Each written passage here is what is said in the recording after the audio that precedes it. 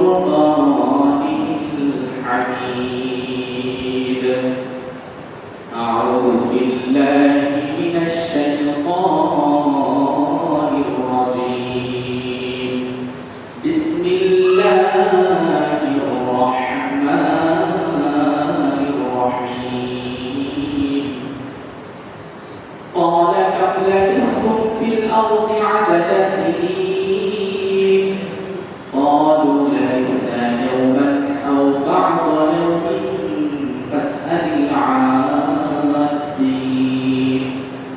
قال إن لبثتم إلا قليلا لو أنكم كنتم تعلمون. أفحسبتم أنما خلقناكم عبثا وأنكم إلينا لا ترجعون. وقال الله تعالى: قل إن كنتم تحبون الله فاتبعوني يحببكم الله ويغفر لكم ذنوبكم والله غفور رحيم. وقال الله تعالى: قل إن صلاتي ونسكي ومحياي ومماتي لله رب العالمين. وقال النبي صلى الله عليه وسلم: من أحب سنتي فقد أحبني ومن أحبني كان معي في الجنة أو كما قال عليه الصلاة والسلام. صدق الله العظيم وصدق رسوله النبي الكريم ونحن على ذلك من الشاهدين والشاكرين والحمد لله رب العالمين. وقال الله سبحانه وتعالى آمرا ومخبرا للمؤمنين والمؤمنات إلى يوم القيامة: إن الله وملائكته يصلون على النبي يا أيها الذين آمنوا صلوا عليه وسلموا تسليما. اللهم صل على محمد وعلى آل محمد كما صليت على إبراهيم وعلى آل إبراهيم إنك حميد مجيد. اللهم بارك على محمد وعلى آل محمد كما باركت على إبراهيم وعلى آل إبراهيم إنك حميد مجيد. الصلاة والسلام عليك يا رسول الله. الصلاة والسلام عليك يا حبيب الله. الصلاة والسلام عليك يا شافع المذنبين. الصلاة والسلام عليك يا رحمة للعالمين. الحمد لله شكري والحمد لله আল্লাহ পাক রব্বুল আলামিনের লাখ কোটি শুকরিয়া যে মহান রব আমাকে আপনাকে মহব্বত করে ভালোবেসে সাইয়্যিদুল আইয়াম জুমাআর দিনে সাইয়্যিদুল মাকান আল্লাহ রব্বুল আসমানে এসে কিছু কথা বলার অনুষ্ঠান তৌফিক দান করেছে। সেই মহান রবের কালিমা শুকর আরেকবার আদায় করে আলহামদুলিল্লাহ। আমরা এখানে আসছি আল্লাহ তাআলার একটা হুকুম পালন করার জন্য, জুমাআত নামাজ আদায়ের জন্য। এটা একটা আমল, একটা নেক আমল। আল্লাহ তাআলা আমাদের উপর নামাজ ফরজ করে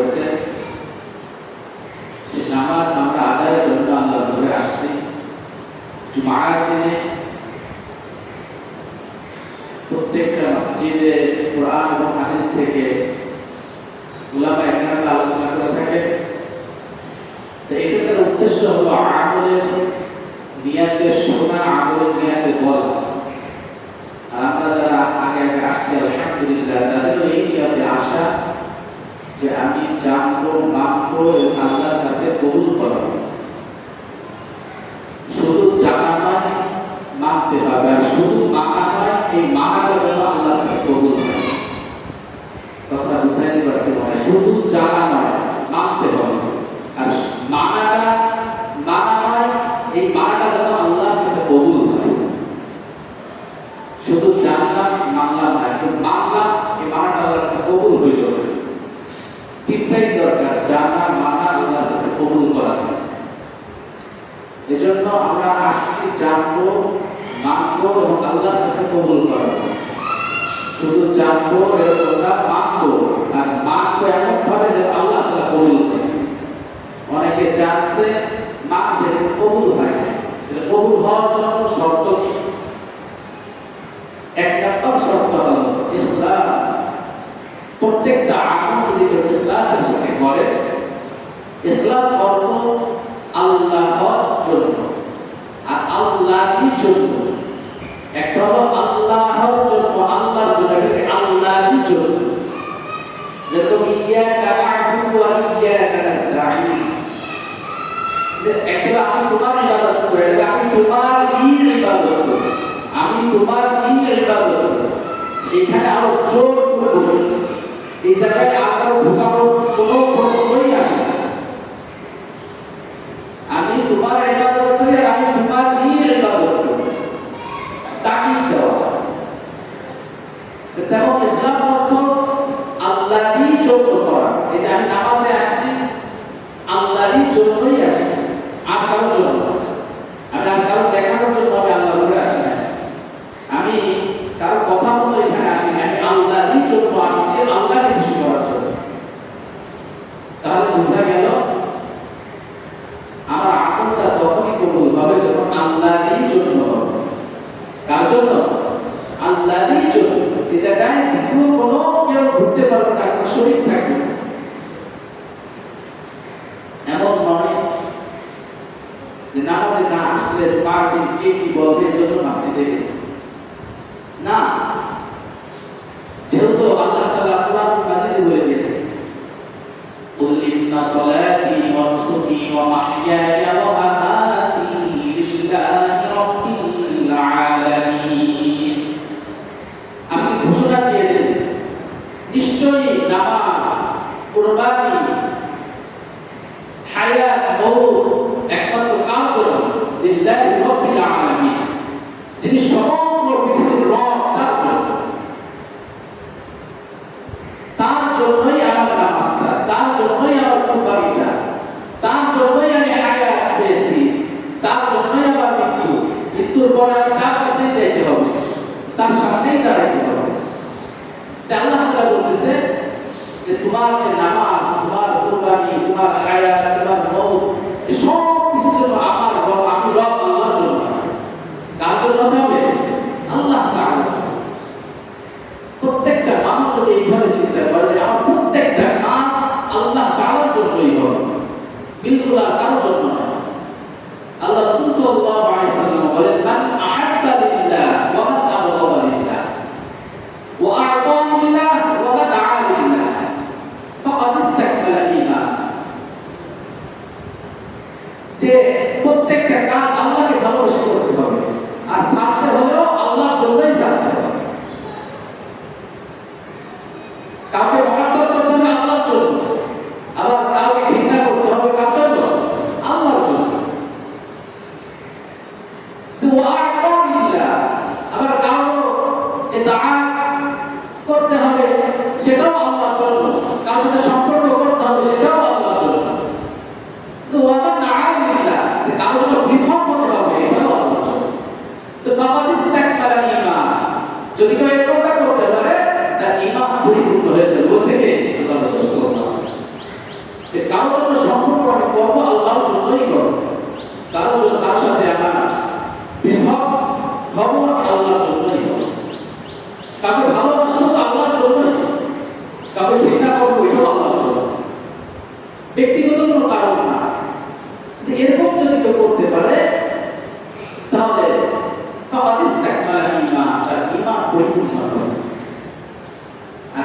ইমানের মধ্যে এরকম অহংকার ইমানও আছে। অহংকার থাকা যাবে না। ইয়াকুল হাসানা ফাইনাল হাসানা ইয়াকুল হাসানা কামা তাকুলুন নারুল হাতাব। হিংসা অহংকার এমন ভাবে আমলকে নষ্ট করে দেয় যেমন নাকি শুকনা লাঠি এক জায়গা করে, শুকনা লাঠি যদি এক জায়গা করে আগুন ধরে দেওয়া হয়, ধাও ধাও করে সব চলে চলে ছাই হয়ে যায়। কারোর ভিতরে যদি হিংসা অহংকার থাকে তার আমল ওইভাবে করে সব নষ্ট হয়ে যায়। এজন্য আমরা মাটির তৈরি, আমরা আবার দুনিয়া থেকে যখন আমার হায়াতের দিন শেষ হয়ে যাবে আবার মাটির তলেই চলে যেতে হবে। এরকম ভাবে যদি কেউ চিন্তা করে যে আমার আবার শেষ ঠিকানাটা কোথায়, কিন্তু এইভাবে চিন্তা করে একদিন যখন ঝগড়া বাঁধে, দেখা যায় ঝগড়াটা কি জন্য হয়, যে কোনো তার সাথে কোনো ক্যান্সার ছিল, আর ক্যান্সারটা হয়নি এই অহংকার সব থেকে শক্তিশালী তো সে ব্যক্তি। আল্লাহ রাসূল সাল্লাল্লাহু আলাইহি ওয়াসাল্লাম বলেন যে রাগের সময় রাগকে বজ্র করে সে শক্তিশালী। আর আমার আপনার ভিতরে শক্তিশালী আমি মনে করি যে রাগের সময় যে ঝগড়া করে যেতে মারামারি করে যেতে সেই কোথায় শক্তিশালী, কিন্তু আসলে তো তা নয়। আল্লাহ রাসূল সাল্লাল্লাহু আলাইহি ওয়াসাল্লাম বলেন যে রাগের সময় রাগকে বজ্র করতে পারে এই পরিস্থিতি শক্তিশালী। তাহলে বোঝা গেল আমার আপনার বোঝা এটা আসল বোঝা নয়, যেটা আল্লাহ রাসূল সাল্লাল্লাহু আলাইহি ওয়াসাল্লাম বলে দিয়েছেন এটাই আসল। এজন্য অহংকার মুক্ত আমল করা, যে কথা বলছিলাম যে আমল শব্দ আমল কবুল হওয়ার জন্য শর্ত হলো ইখলাস, খালিসান লিওয়াজহিল্লাহ, একমাত্র আল্লাহ তাআলার সন্তুষ্টি, একমাত্র আল্লাহ তাআলার সন্তুষ্টি। আমি কি করতেছি এটা কি আল্লাহ তাআলা পছন্দ করেন কিনা, আমার পরিবার কি বলতো, আমার সমাজ কি বলতো, আমার রাষ্ট্র কি বলতো, এটা না, আমার আল্লাহ কি বলে এটা দেখেন। কেন এটা দেখো? আল্লাহ বলতে ওয়াহইয়া ওয়া মামাতি লিল্লাহি রাব্বিল আলামিন। এই হায়াতটা এই মওতটা আমাকে আল্লাহ তাআলাই দিয়েছে, এই হায়াতটা হায়াতের আল্লাহ দিয়েছে, যে যিনি দিয়েছে সে খুশি আছে কিনা এটা দেখার বিষয় না। যারা প্রকৃত বুদ্ধিমান তারা এটাই দেখে যে হায়াতের জিনিসটা কে দিয়েছে, আবার কার কাছে আমি যাবো। এই জন্য আমার প্রত্যেকটা চলাফেরা, হাঁটা চলা বসা, প্রত্যেকটা কাজ এতে আল্লাহ তাআলা খুশি আছে কিনা বা আল্লাহ তাআলা কি বলতেছে এরকম নয়। আমার পরিবার কি বলবো এজন্য আমি আল্লাহর হুকুম ছেড়ে দিলাম, নবীর সুন্নাত ছেড়ে দিলাম, আমার সমাজ কি বলবো এজন্য আমি নামাজ ছেড়ে দিলাম। হ্যাঁ, অনেকের ভিতরে এরকম আসে এখন এতদিন নামাজ পড়িস নাই, এখন নামাজ পড়লে হঠাৎ করে মানুষ কি মনে করবে। এই ধোঁকা আসে কি আসে না? অবশ্যই আসে। বন্ধুদের মহল থেকে একটা আসে, হ্যাঁ তুমি এখন পীরসাহেব হয়ে গেছো। আমার যশোর চিন্তা করতে হবে ওই বন্ধু আমাকে বানায় নাই, আমাকে কে কি বললো তারা আমাকে বানায় নাই, তারা আমাকে রিজিক দেয় নাই, তারা আমাকে সুস্থ রাখে নাই, তারা আমাকে এই হায়াতের জিন্দেগি দেয় নাই। তাহলে আমার আল্লাহ তাআলা দিয়েছে, আমার আল্লাহ তাআলা খুশি আছে কিনা আমার, যেহেতু আল্লাহ তাআলাই বলছে যে প্রত্যেকটা জিনিস আল্লাহ তাআলাই আমাকে দিয়েছে, হায়াতের জিন্দেগি আল্লাহ তাআলা দিয়েছে। কেন? আবা হাসিবতুম আন্নামা খালাকনাকুম আবাদান ওয়া আন্নাকুম ইলাইনা লা তুরজাউন। আল্লাহ তাআলা আপনার কাছে প্রশ্ন করতেছে, ও আমার বান্দা বান্দি, আমি তোমাদেরকে তোমার জন্য সৃষ্টি করেছি খেল তামাশার জন্য, ওয়া আন্নাকুম ইলাইনা লা তুরজাউন, তোমরা কি আমার কাছে ফিরে আসবে না? প্রশ্ন বলো, তোমরা কি আমার কাছে ফিরে আসবে না? এই হায়াতের জিন্দেগিটা কি জন্য তোমাদেরকে আমি দিলাম? অনর্থক, কিন্তু আমি আল্লাহ তাআলা তো কোনো কিছু অনর্থক সৃষ্টি করি না। প্রত্যেকটা সৃষ্টির পিছনে আমার উদ্দেশ্য আছে, আর আমার আপনাকে সৃষ্টি করার পিছনে উদ্দেশ্য হলো মা খালাকুল জিন্না ওয়াল ইনসা ইল্লা লিয়াবুদুন। আমি জিন ইনসান সৃষ্টি করেছি একমাত্র ইবাদত হবে কার? আমার রবের ইবাদত হবে। কোন লিডার আমাকে বানাই নাই, আমাকে আমার ফ্যামিলি বানাই নাই, আমার সমাজ বানাই নাই, আমার রাষ্ট্র বানাই নাই। যে ব্যক্তি আল্লাহর জন্য সব কিছু করবে, আল্লাহ তাআলা তার হাবিবের মাধ্যমে জানায় দেন, মান তাওয়াক্কা শাইআন ইত্তিকাল্লাহ আ'তাহুল্লাহু খায়রান মিনহু। যে সব কিছু আল্লাহর জন্য করবে, কোন ব্যক্তি যদি আল্লাহর জন্য কিছু ছাড়ে, আল্লাহ তাআলা তার থেকে উত্তম জিনিসটাকে দান করে দিলেন। সুবহানাল্লাহ। আমি যদি আল্লাহর জন্য কিছু ছেড়ে দিই, আল্লাহ তাআলা তার থেকে উত্তম জিনিস আমাকে দান করবে। কথাটা আল্লাহ রাসূল সাল্লাল্লাহু আলাইহি ওয়াসাল্লাম মাধ্যমে আমাকে আপনাকে জানিয়ে দিয়েছে। যদি কোন বান্দা বান্দী আল্লাহকে সন্তুষ্ট করার জন্য কোন কিছু ছেড়ে দেয়, হতে পারে দুনিয়ার ভিতরে তার ক্ষতি হয়ে যাবে অনেক, কিন্তু সে চিন্তা করছে না এটা করে আল্লাহ সন্তুষ্ট হবে, তাই ছেড়ে দিয়েছে। কারোর সাথে সম্পর্ক সে আল্লাহর জন্য ছাড়ছে, যে এর সাথে সম্পর্ক রাখলে আল্লাহ অসন্তুষ্ট হবে, তাই ছেড়ে দিয়েছে। যে আল্লাহ রাসূল সাল্লাল্লাহু আলাইহি ওয়াসাল্লাম বলেন, আল্লাহ তাআলা তাকে তাকওয়া থেকে উত্তম জিনিস দান করবে। বলেন সুবহানাল্লাহ। একজনের সাথে যদি আপনি সম্পর্ক নষ্ট করেন আল্লাহর জন্য, তাহলে তার সাথে আবার মহব্বত আল্লাহ তৈরি করে দিতে পারে উত্তম পন্থায়। সে যদি বুঝতে পারে আমার ভাই আমার জন্য আমার সাথে সম্পর্ক নষ্ট করছে আল্লাহর জন্য, দেখা গেছে তার ভিতরে আল্লাহ তাআলা পরিবর্তন এনে দিতে পারে। এটা আল্লাহ রাসূল সাল্লাল্লাহু আলাইহি ওয়াসাল্লাম বলেছেন, প্রত্যেকটা কাজ যদি কেউ আল্লাহকে সন্তুষ্ট করার জন্য করে, আল্লাহ তাআলা তাকে তার থেকেও যে সে সাথে তার থেকে উত্তম জিনিস আল্লাহ তাআলা তাকে দান করবে। কথা কার? আল্লাহ রাসূল সাল্লাল্লাহু আলাইহি ওয়াসাল্লামের। কিন্তু আমরা দেখতেছি এখন অনেক মানুষ ফ্যামিলি কি বলবে, সমাজ কি বলবে, রাষ্ট্র কি বলবে, আত্মীয়স্বজন কি বলবে, এইগুলো তাকিয়ে সে আল্লাহর অসন্তুষ্ট করতেছে। কথা ছিল ওমা হিদায়া ওয়া মাতি লিল্লাহি রাব্বিল আলামিন।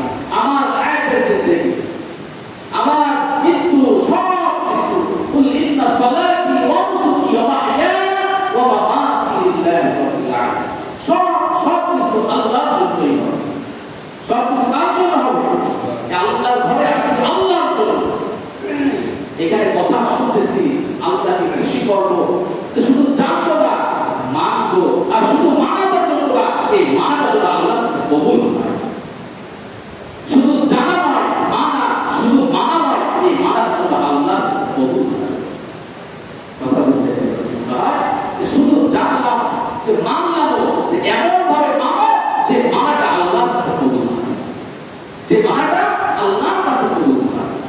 এজন্য যে কবুল হবে কেমনে? শর্ত হলো ইখলাসের সাথে আমল করা। ইখলাসের সাথে আমল করা খালিসান লিওয়াজহিল্লাহ। এক নম্বর শর্ত, প্রত্যেকটা কাজ আল্লাহকে সন্তুষ্ট করা একমাত্র আল্লাহরই জন্য, আল্লাহরই জন্য, আর কেউ, বিলকুল আর কেউ। কারণ আমাকে খাওয়ায় আমার আল্লাহ, আমাকে পালে আমার আল্লাহ, আমাকে সব দিয়েছে আমার আল্লাহ, এই কথা বলতেছি, এই তৌফিকও দিয়েছে আমার আল্লাহ, এই হেঁটে আল্লাহ ভাই আসছে, হাঁটার তৌফিকও দিয়েছে আমার আল্লাহ। প্রত্যেকটা জিনিস আমাকে আল্লাহ দিয়েছে, এত জ্ঞান আল্লাহ আমাকে দিয়েছে। এক একটা জ্ঞানকে যদি শুকরিয়া আদায় করতে বলো, বান্দা বান্দি সারা দিন শুকরিয়া আদায় শেষ করা যায়।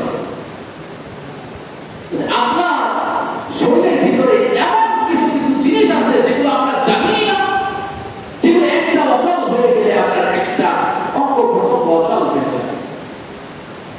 এক একটা শিরায় রক্ত চলাচল করতেছে, মাথায় লক্ষ লক্ষ কোটি কোটি শিরা আল্লাহ তাআলা দিয়ে দিয়েছে। একটা যদি অচল হয়ে যায়, আমাদের ব্রেনের সমস্যা হয়ে যায়। এইভাবে কিছু চিন্তা করে যে আমার কত ওরা করছে, কত নিয়ামত দান করছে, কত শুকরিয়া আদায় করার দরকার আমার রবের কাছে। আলহামদুলিল্লাহ, আলহামদুলিল্লাহ। যারা অসুস্থ তাদের কাছে শোনা যায়, তাদের কাছে গেলে বোঝা যায়, ডক্টরের কাছে, বড় বড় হসপিটালে, ক্লিনিকে গেলে দেখা যায় কত অসুস্থতার কত মানুষ আছে। আল্লাহু আকবার। এজন্য আল্লাহ তাআলা আমাদের সুস্থ রাখছে, আর এই সুস্থতার কদর নিয়ামত, এই শুকরিয়া আদায় করতে হবে আল্লাহর গোলামির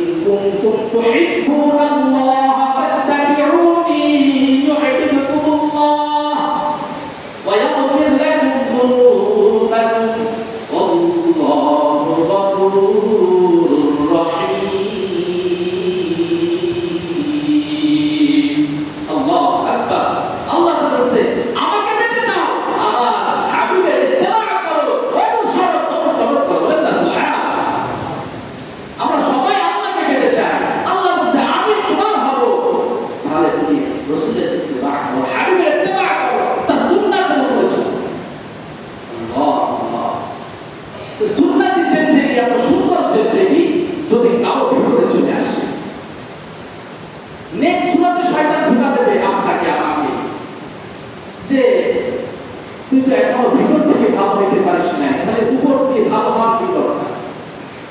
তখন আপনি নফসকে বুঝাবেন যে আমি যত উপর দিয়ে সুন্নাতি লিবাসটা সুন্দর করে ধারণ করে আমার প্রত্যেকটা অঙ্গ প্রত্যঙ্গ যদি সুন্নাত দিয়ে সাজাই, তাহলে আমি যদি আমার রবের কাছে বলি ইয়া আল্লাহ, হে আমার রব, আমার যতটুকু সামর্থ্য আছে আমি সুন্নাত দিয়ে সাজিয়েছি, আমার বাহিরের যেমন সাজিয়েছি ভিতরটাও আপনি সুন্দরভাবে সুন্নাত দিয়ে সাজাই দেন। বলেন না সুবহানাল্লাহ। আমার আল্লাহ দেবে কিনা বলে? আল্লাহর কাছে যদি কেউ চায় আল্লাহ তাআলা না দেয়। কিন্তু আমাদেরকে শয়তান প্রতিনিয়ত এত সুন্দরভাবে ধোঁকা দেয়, আমরাও সেই ধোঁকায় পড়ে যাই। এজন্য সুন্নাত ভালো লাগে না, আল্লাহর হুকুম ভালো লাগে না। শয়তানের সাথে আমাদের সেই নফসকে জিহাদ করতে হবে, নফসকে বুঝাইতে হবে। শয়তান অনেক সময় অনেক কিছু বলবে যে তুই এই গুনাহটা করতেছিস, তুই আবার নামাজও করতেছিস, যে হ্যাঁ আমার দ্বারা গুনাহ হয়েছে আমি নামাজে যাব, আর নামাজের পরে সালাত ফেরানোর পরে আমরা কি করি? আস্তাগফিরুল্লাহ, আস্তাগফিরুল্লাহ, আস্তাগফিরুল্লাহ বলি কি বলি না? আল্লাহ রাসূল সাল্লাল্লাহু আলাইহি ওয়াসাল্লাম হাদিস, আল্লাহ রাসূল সালাত ফেরানো শেষ করার সঙ্গে সঙ্গে তিনবার আস্তাগফিরুল্লাহ, আস্তাগফিরুল্লাহ, আস্তাগফিরুল্লাহ। আল্লাহ এই নামাজটা পড়লাম, এই নামাজের ভিতরে যদি কোনো ভুল হয় আমাকে মাফ করবেন। বলেন না সুবহানাল্লাহ। তিন নম্বর শর্ত ইস্তেগফার, যে যদি কোনো বান্দা আমলকে কবুল করাইতে চায় সেটা বেশি ইস্তেগফার করে। কেন? যে আমি যে আমলটা করছি, যে নামাজটা আমি পড়তে আসছি, নামাজটা আমি পড়তে আসছি, আমার তো নিয়ত আল্লাহকে খুশি করব। এই নামাজটা যেন আল্লাহ এবং আল্লাহ রাসূল সাল্লাল্লাহু আলাইহি ওয়াসাল্লাম সাহাবায়ে-কেরামকে যেভাবে নামাজ শিখাইছেন, যে নামাজটা পড়লে আল্লাহ খুশি হবে, এই নামাজ যেন সুন্দরভাবে আমাদের প্রত্যেকটা আমল যেন সুন্দর হয়। এমন না আমল করে যেন অহংকার না চলে আসে। প্রথম কাজ ইখলাসের সাথে আমল করা, দুই নম্বর হলো সুন্নাত, সুন্নাতের সাথে সুন্নাতকে রেখে আমল করা, তিন নম্বর হলো ইখলাস এবং সুন্নাত যখন আমার ভিতরে চলে আসবে, তিন নম্বর আমার বিশেষ ইস্তেগফার করা। তো অহংকার যেন না চলে আসে যে আমার ভিতরে ইখলাসও আসছে, সুন্নাতও আসছে, এখন আমি বড় আমলই হয়ে গেছি। আল্লাহ যে না, এই আমলগুলো যেন আল্লাহ তাআলা কবুল করে, এই জন্য তার কাছে বিশেষ ইস্তেগফার করা, মাফ চাওয়া, আল্লাহ আমার আমলকে কবুল করে দেন। আমি তো আমল করছি, আমি তো নামাজ আদায় করছি, যে নামাজের পর নামাজটা একটা ভালো কাজ, এর কেন ইস্তেগফার করতে হয়? নামাজ তো ভালো কাজ, কেন ইস্তেগফার করতে? আল্লাহ রাসূল সাল্লাল্লাহু আলাইহি ওয়াসাল্লাম যে জন্য অহংকার না আসে আর ভুল ত্রুটি হয়ে গেলে আল্লাহ মাফ করে দেন, নামাজকে কবুল করে দেন। বলেন না সুবহানাল্লাহ। তাহলে বুঝা গেল আমল কবুল হওয়ার জন্য শর্ত এক নাম্বার হলো ইখলাস। এক নাম্বার ইখলাস, খালিসান লিওয়াজহিল্লাহ, একমাত্র আল্লাহরই জন্য আমি আমল করব, নামাজ পড়ব, প্রত্যেকটা কাজ আল্লাহরই জন্য করব। যে কাজের ভিতরে আল্লাহ তাআলা অসন্তুষ্ট সেই কাজ আমি ছেড়ে দেব। যে কাজের ভিতরে আল্লাহ তাআলা অসন্তুষ্টি আছে, আল্লাহর হাবিবের অসন্তুষ্টি আছে, সেটা ছেড়ে দেব। আর আল্লাহর হাবিব বলেছে মান তারাকা শাইআন লিল্লাহ, যে ব্যক্তি কোনো কাজ আল্লাহর জন্য ছেড়ে দেয় আল্লাহ তাআলা তার থেকে উত্তম জিনিসটাকে দান করেন। বলেন না সুবহানাল্লাহ। আর আপনি আল্লাহকে অসন্তুষ্ট করে যে কাজ করবেন ওই জিনিসটা আস্তে আস্তে আপনার থেকে সরে যাবে। আপনি আল্লাহকে অসন্তুষ্ট করে সন্তান লালন পালন করলেন, ওই সন্তান একদিন আপনার কাছে থাকবে না। আপনি আল্লাহকে অসন্তুষ্ট করে আপনি লিডার হলেন, আপনার ওই কর্মী একদিন থাকবে না। আপনি আল্লাহকে অসন্তুষ্ট করে রাষ্ট্র চালাইলেন, ওই রাষ্ট্র একদিন থাকবে না। ঠিক না? আল্লাহকে সন্তুষ্ট করে যদি কেউ প্রত্যেকটা কাজ করে, যদি সন্তানকে আল্লাহকে সন্তুষ্ট করে লালন পালন করতে পারে, ওই সন্তান আপনার কিন্তু ক্ষমতা খেদমত করবে। আল্লাহকে সন্তুষ্ট করে যদি আপনি লিডার হতে পারেন, আপনার কর্মী আপনার সাথে মৃত্যু আগ পর্যন্ত থাকবে।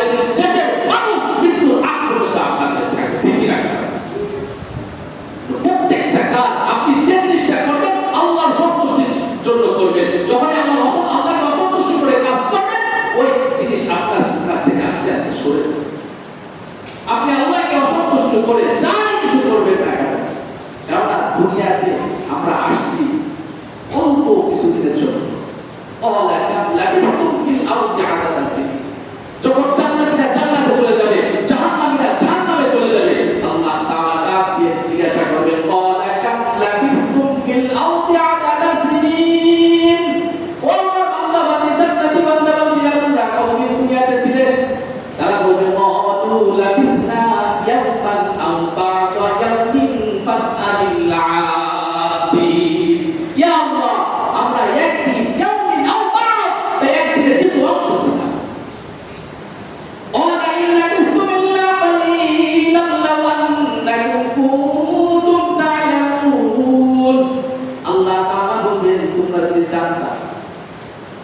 তোমরা যদি আমাকে জানতে পারতা চিনতে পারতা বুঝতে পারতা তাহলে অল্প সময়ে আমাকে জান্নাতে যারা হবে তারা জান্নাতীদেরকে বলবো অল্প সময়ে আমাকে খুশি করছো আর জাহান্নামীদেরকে বলবো অল্প সময়ে আমাকে এত রাগান্বিত করে দিয়েছো যাও এখন চিরস্থায়ী জাহান্নামী হয়ে যাও।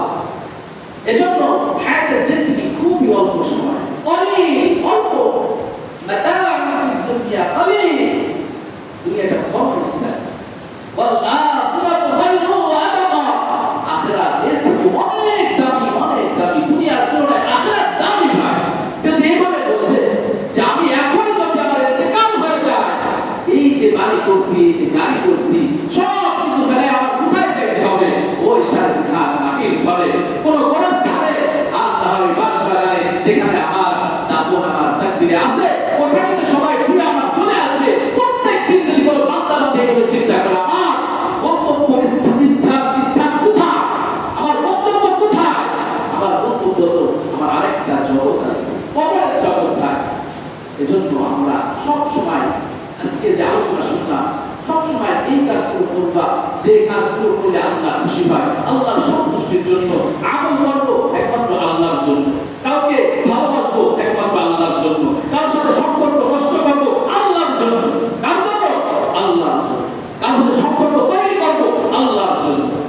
তাহলে কি হবে আল্লাহ তাআলা আমাদের খুশি থাকবে আমার প্রত্যেকটা জিনিস আল্লাহ তাআলা সুন্দর করে দেবে দুনিয়াও আল্লাহ শান্তি দেবে আখিরাতেও আল্লাহ শান্তি দেবে পাবো ইনশাআল্লাহ। তাহলে তিনটা কথা বলছি এক নাম্বার ইখলাসের সাথে আমল করা দুই নাম্বার সুন্নতি জিন্দেগি তৈরি করা তিন নাম্বার বেশি বেশি ইস্তিগফার করা আমলের পরে আল্লাহর কাছে বলবো ইয়া আল্লাহ আমি আমল করছি কবুল করতে আল্লাহ আপনি আল্লাহ তাআলা আমাকে আমলের তৌফিক দিয়েছেন আমি আমল করছি কবুল করবেন আপনি আমার আমলটা কবুল করলেন আমার অহংকার মুক্ত আমল করার তৌফিক দান করবেন পারবেন ইনশাআল্লাহ। আল্লাহ তাআলা আমাদেরকে এই যে কথাগুলো শুনলাম আগে আমাকে আমাদের সবাইকে আমলটা তৌফিক দান করুন। সুবহানাল্লাহি ওয়া বিহামদিহি সুবহানাকাল্লাহুম্মা ওয়া বিহামদিকা আশহাদু আন লা ইলাহা ইল্লা আনতা আস্তাগফিরুকা ওয়া আতুবু ইলাইক। রাসূলুল্লাহ সাল্লাল্লাহু আলাইহি ওয়া সাল্লাম